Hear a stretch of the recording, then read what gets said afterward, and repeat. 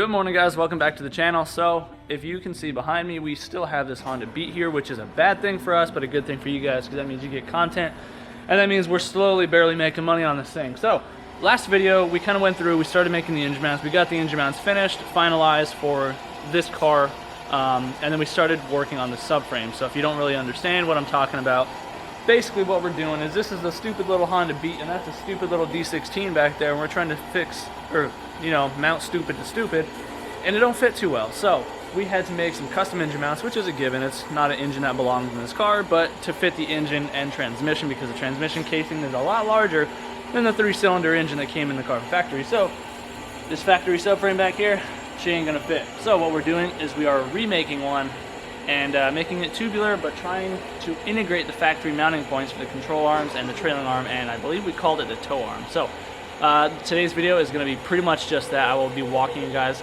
kind of through what we're doing as we're doing it, kind of vlogging, having a good time. So right off the bat, at the end of the last video, this is what we got so far. So this is essentially the mounting plates where it goes to the body of the car, the ends of the frame rails, and these are two tubes that are bent to match the rough stock shape of the upper portion of the frame rail, or I'm sorry, of the subframe, because we need to box in for making the controller mounts and such. So now that the two main tubes are bent up and tacked together, we got to reinforce this. So let me show you what we're doing for that. So to reinforce it, you got to add some tubes going across the board and such. So we're using 1.5" 120 watt DOM because we want this thing to be able to get hit by a truck and rebound. So this is a 4-inch piece that's going to go in between. We're making two of them so we can notch them on end to end, and this is my little tube and notcher setup as you guys have seen before. And yeah, just throw a notch in there on each side, and then these tubes are going to be going in this realm. We are integrating a factory rear engine mount setup somewhere around in this area here with some flat plate, and then yeah, I think we're bracing up here to the plate, right? Yes, sir. So we're going to do a little web bracket right here. It's basically just going to be a plate to take all of this and make it one piece. The thing is we're going to have to drill a hole in the center so that you're still able to bolt it in, but it'll still add rigidity.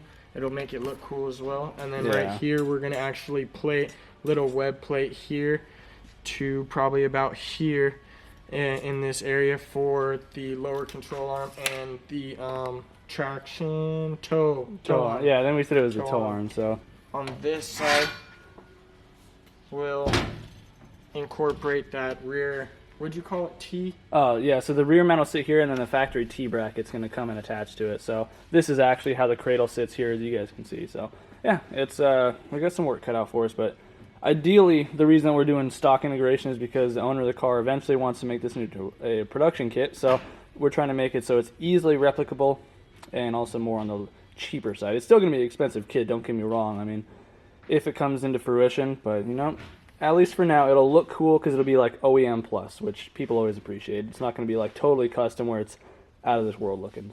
So this is actually where all the technical stuff comes into play.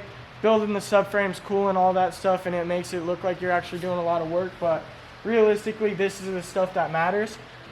So these two pickup points right here are actually eccentric bolts, to where that's how you actually adjust your toe in the rear end on this suspension setup.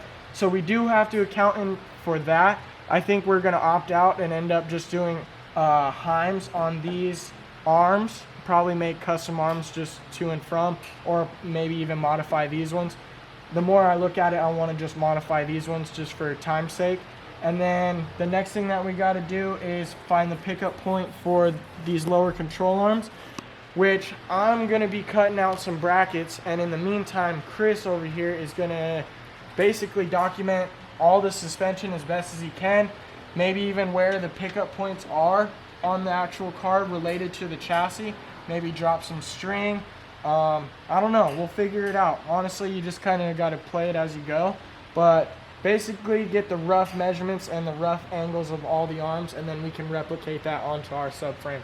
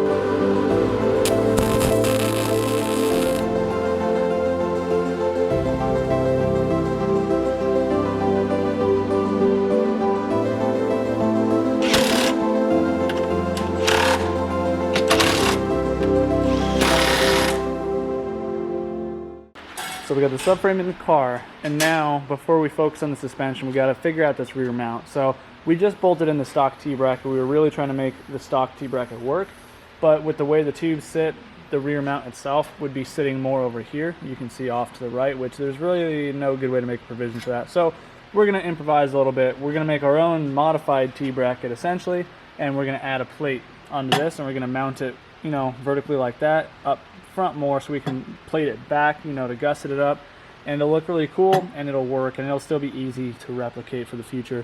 But yeah, I mean, small change, but not a big deal.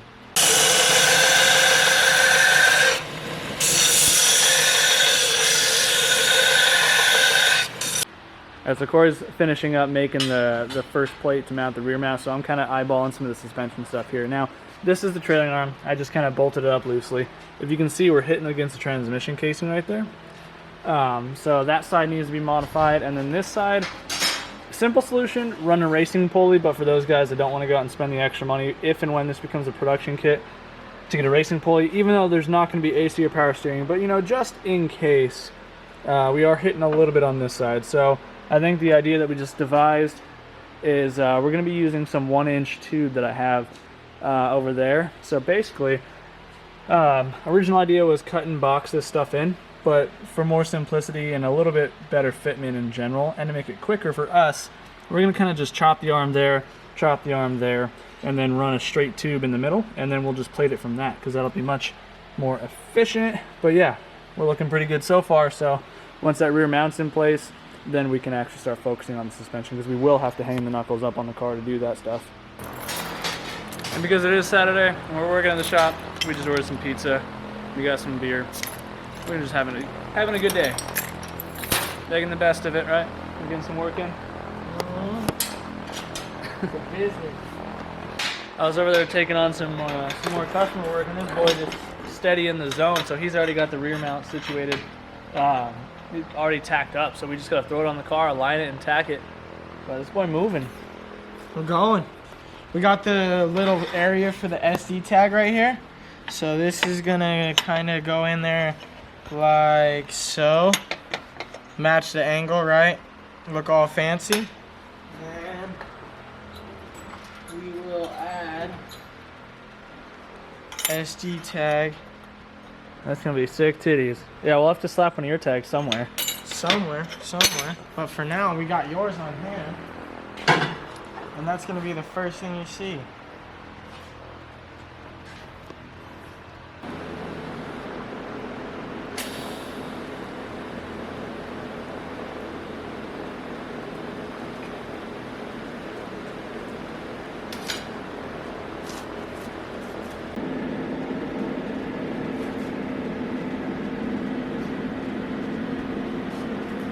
So here we got the rear bracket all tacked up. I fully welded the brace itself. It's just tacked to the subframe right now. So now we're gonna wait until, you know, the T-bracket's made, then we'll drop this and probably lay the final welds. I mean, I could probably weld it up on here just fine, but just for now, we're just leaving it tacked.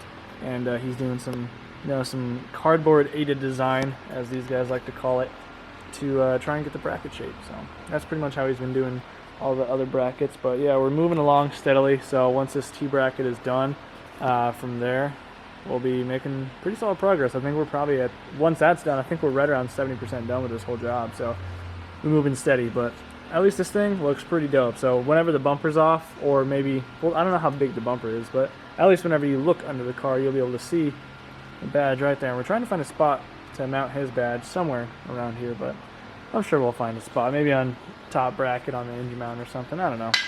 We're just having some fun with it though. So it's almost 5 and we're wrapping it up for the day. I just wanted to show you guys really quick before we pick this up tomorrow. Final mounting position for the rear T-bracket. Well, I'm sorry, the rear mount is done. This looks really cool, in my opinion. So the rear T-bracket, because we don't have the machinery here, I just got a small Harbor Freight metal brake that I've modified. So it really struggles to bend this 3/8 plate or 3/16 plate. So trying to get the double bend that we're going to need for this is going to be super difficult. So let me try and essentially show you. You see that gap that we got back there before it actually touches the mount? So basically what we've done is we have some threaded rod spacer over there, and we're just going to basically drill it out and tap it and then weld that on. So the bolt will come this way and we'll tap it for the M12 175 bolts that we got. So that'll be pretty simple solution, and then this side obviously bolts right up to the edge of the mount there. But yeah, then the whole rear end of this is done, and then all that is going to be left is adapting the trailing arms, and control arms. But we're going to try and knock it out tomorrow, so we'll see in a sec. All right, so we're back again. Next step. What is the next step? We're working on some arms, right? There is a lot of steps, but what we've got to so far is we are going to actually make a temporary jig for these just to pick up the factory points, and then we're actually going to cut it about here. We'll mark it with the bolt, cut it about there and about there, and we will cap it off, plate it, box it in, and then run a piece of tubing in between just to get rid of this little arc, because when this is up in the car, we'll go right here, it actually goes against us pretty bad. So you can see just roughly throwing it up there that it's going to hit the factory pulley. He is going to run a race pulley, so it's going to be a little bit thinner, but just to be safe for us, we are going to eliminate that. Yeah, we're just going to tube it. Because if you guys kind of notice, it almost is a perfectly straight line when it comes from this point to this point. So this, well actually no, it's almost dead center perfect. So the bend in here was just for factory clearance anyway. So yeah, it should be pretty easy. Right at the very end of me beating stuff up. We got the metal brake over there, but it really struggles to bend this 316 stuff, so he's just doing it. It's just I cut it too short. That thing does amazing. I just cut it too short. Oh, so it can't bite it? Yeah. But this is super rough. We're just looking for, you'll see why it needs to be super rough. It doesn't really matter. But we just literally need a spacer. Oh, just enough to fit in there, yeah. Just enough to fit under there. And then that, once it's all tacked into place and the brackets are all made, and this is actually cut, because you got to imagine this being two pieces. Imagine if we were just to split it down the middle's going to cave, because if you see down here, there's actually a gap. So if we were to cut it down the middle, it would fall. So to prevent that, when we actually cut a significant amount out of the middle, we're going to actually brace it up on that side just to where everything stays in line and in spec, and I don't know, it makes it look like we know what we're doing. Smart boy. So Corey had recycled something out on his curb, like he threw an old tool to be picked up outside, like an old piece of equipment, and it turns out somebody on his block, he thinks his neighbor had, kind of traded him for this drill press here. So he already has a big, tall drill press with a lot of torque. I was just rocking the Harbor Freight guy, so he hooked it up with this thing. So I'm going to test it really quick, because we got to drill this thing out and tab it for a spacer. So this is going to be a real test really quick to see if this thing even can handle it. But if so, sick titties. The brand is what, Sterling? So I've heard of the name before. But yeah, let's see if this thing's up to the task. It might also help that he actually has good quality drill bits and I don't. So we'll see. Good drill bits and hopefully a good press. Let's find out. Definitely has more torque than the old one. I just got a drill bit broken off in the old one from yesterday because my Harbor Freight bit, so I'm trying to drill through that right now. Not too easy.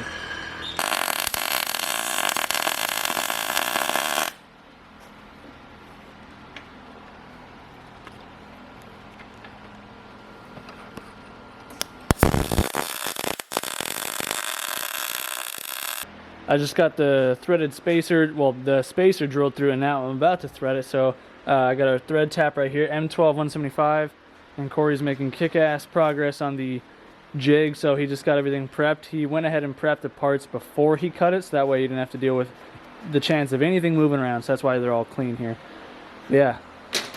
Now we're just gonna fill in the gap and then throw it back in the car. Yeah, basically plate here, etc., and then cap the bottom a little bit for strength, I'm assuming, right? Yeah, we're gonna actually box in this bottom side under here. Yeah. So we'll box in the actual ends on either side, all on the bottom, and then just run a tube in between. Yeah, so like I said, we're just using 1 inch. The 1 inch is gonna be just as, if not stronger than this stamped sheet metal. So yeah, a little bit longer, and then this will all be starting to go back in the car. This is sick. So yeah. I'm gonna go ahead and tap this really quick, and then we'll catch up with you guys once we make some more progress. Kind of hard to see, but the threaded spud is back there, and we got the bolt going through, and we got the T-bracket on and in position. So I'm gonna go ahead and I'm gonna weld this backside hole, because we didn't intend to use hardware that goes all the way through. That's why we threaded the spacer. So I'm gonna just fill that backside with weld, and then I can pull this off the car, and then I can weld the inside piece, so you know it's nice and clean. And then we're just gonna grind the backside flush, so it looks good. But yeah, It's looking pretty good. so we got the end caps tacked on, so we still got to box the bottom side, which will only take a few minutes, but otherwise we're just getting the length of the center tubes here. You guys get the general idea here. We're just gonna, you know, set them in between and take it all up. All right, so I'm just sitting here on Instagram Live, hanging out, because Corey was just, you know, touching these things up. So here is basically what you can see of the trailing arms. These things are almost all done, so we boxed or plated the front. He just finished welding the tube, so I don't want to touch that. And all we have left to do is box the bottom side. And then these trailing arms are all done. These things can go back in the car after that. So you guys know that kid from Big Daddy? If you guys remember that Adam Sandler movie that eats ketchup by like the spoonful. So that actor grown up is Corey apparently, because we were just eating some Taco Bell party pack. And we finished the food and still some sauce packets left, and this kid decided to just start slurping the sauce straight from the teat from Taco Bell. But yeah, we're almost done. Just want to share that tidbit with you. So, but first off, Supra. Oh, what's up?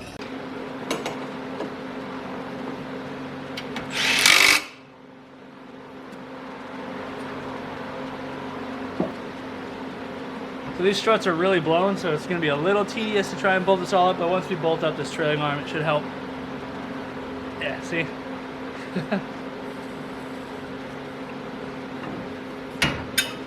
So trailing arms are in, and which, you know, led us into our next problem. But I gotta say, these things are looking pretty crispy. But now, as you can see, this is the control arm, and we're awfully close to the transmission. On this side, the other side, obviously a little bit more room from the engine, but yeah, it's really tricky to figure out a mounting point. And then the tow arm, that's not so much of an issue. That's kind of right where we anticipated it being in the first place.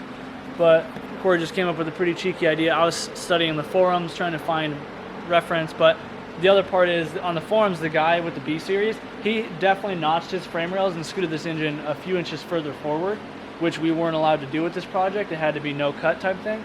So his traction arms and control arms were all basically in line perfectly, like initially, because his subframe, he built like a small subframe in the front of the subframe for the trailing arm, or for the control arm. So let me kind of show you how we're going to fix this. So what we're going to do is we're going to take some tube like this, just, you know, get a longer piece, and we're going to attach it, cope it off of that, and then from there we're going to come down as close as we can to the transmission where we need to, and then we're going to chop it and box in, like make a, you know, a U-joint type thing to go around the control arm. So that'll definitely be super sturdy. We're going to make it out of the 3/8 as well, and then obviously the 1.5 inch tube will be plenty strong. And yeah, that'll do that. And then as for the mounting points here, we're just going to drop the arm just a tiny bit, like 2 degrees, just to get a bolt through, and then make some plates to go off of that. So that'll be easy. Except, I didn't think about this. Think about what?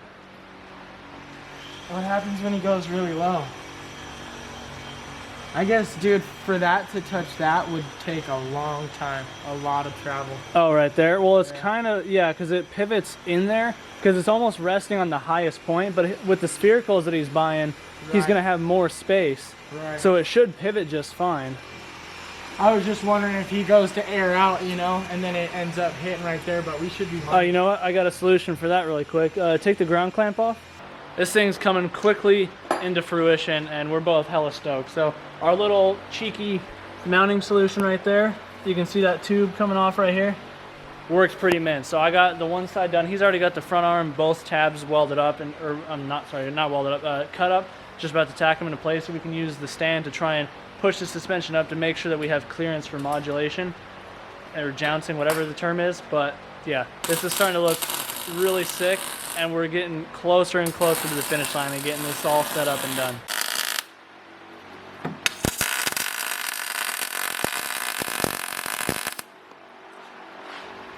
Oh yeah, bud. Well guys, on that note, it is a little after 5 o'clock, or about 5 o'clock on the second day.